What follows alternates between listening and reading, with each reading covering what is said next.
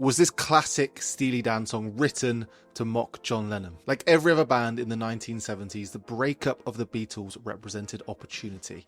It was an opportunity to take their throne and become the world's biggest band. Okay, obviously Steely Dan didn't go on to achieve that.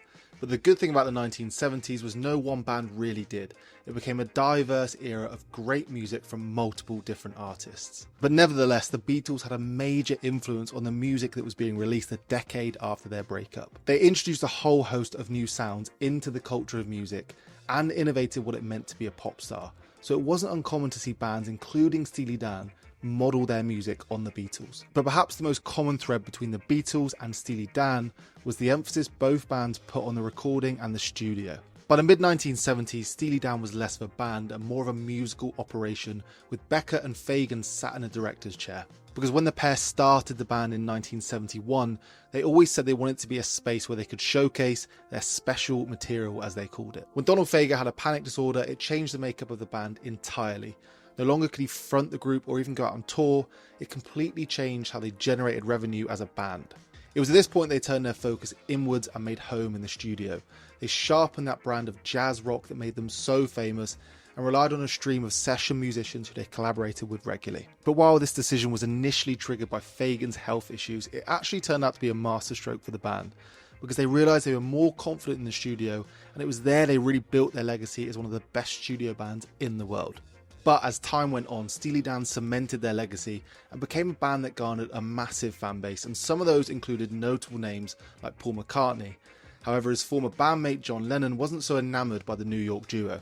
At that point in the early 1970s, John Lennon was living in New York, the city where Steely Dan were based, so they would have regularly crossed paths in the music industry, but it is safe to say they definitely weren't friends. And not least because Steely Dan wrote a song that was designed to mock John Lennon's 1971 hit, Imagine. Taken from their 1972 album Can't Buy a Thrill, Only a Fool Would Say opens up with that upbeat bossa nova style groove that really encapsulates that textural style of Steely Dan. But behind that charming groove are very pointed lyrics about John Lennon written by Donald Fagen. He paints him out to be an ignorant A-list artist whose talk of world peace doesn't quite align with the poor and impoverished realities of everyday people. Our world become on of salads and sun, only a fool would say that, he begins.